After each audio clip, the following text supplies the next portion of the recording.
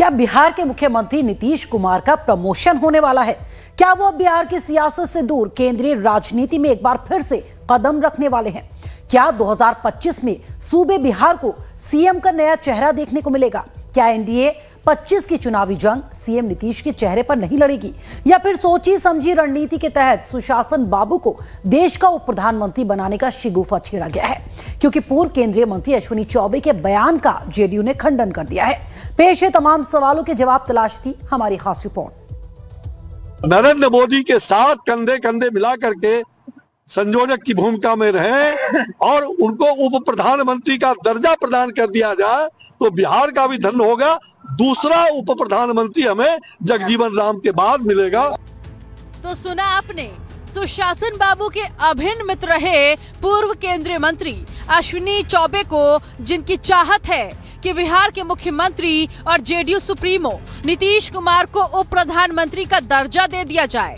साथ ही एनडीए के संयोजक की भूमिका में रहे नीतीश कुमार, क्योंकि नीतीश की जरूरत न सिर्फ देश को है बल्कि प्रधानमंत्री नरेंद्र मोदी को भी है। ये हम नहीं कह रहे, आपातकाल में नीतीश के हमराही रहे अश्विनी चौबे कह रहे हैं। नीतीश कुमार जी एनडीए के पूरे देश के नरेंद्र मोदी के साथ कंधे कंधे मिला करके संयोजक की भूमिका में रहे और उनको उप प्रधानमंत्री का दर्जा प्रदान कर दिया जाए तो बिहार का भी धन होगा। दूसरा उप प्रधानमंत्री हमें जगजीवन राम के बाद मिलेगा। ये हमारी इच्छा है, ये व्यक्तिगत रूप से इच्छा है। घाघ राजनीतिज्ञ रहे अश्विनी चौबे ने बयान देते वक्त ये साफ कर दिया कि बीजेपी की नहीं, उनकी व्यक्तिगत राय है। अश्विनी चौबे की चाहत के पीछे राज क्या है, इस बात को जेडीयू भली भांति जानती है। शायद इसलिए सियासी गलियारे में जैसे ही अश्विनी चौबे का बयान वायरल हुआ, फौरन ही जेडीयू ने अपनी प्रतिक्रिया जाहिर कर दी। मोर्चा संभाला सीएम नीतीश के करीबी और पार्टी के वरिष्ठ प्रवक्ता नीरज कुमार ने। कौन क्या बोलते हैं यह मेरा विषयगत संदर्भ नहीं है। केंद्रीय मंत्री आदरणीय अमित शाह जी ने कल सार्वजनिक रूप से यह कहा कि 2025 का जो चुनाव है वह माननीय नीतीश कुमार जी के नेतृत्व में लड़ा जाएगा। बात चाचा नीतीश की हो तो भला भतीजा कैसे चुप रह सकता है। चुनावी रैली में एक बार फिर तेजस्वी ने सीएम नीतीश के स्वास्थ्य को लेकर सवाल उठाया।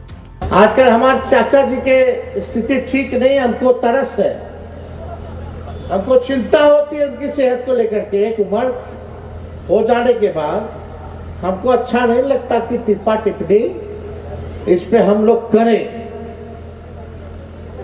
और हम नहीं करना चाहते, उन पे कोई प्रतिक्रिया नहीं देना चाहते। हम चाहते कि स्वस्थ रहे।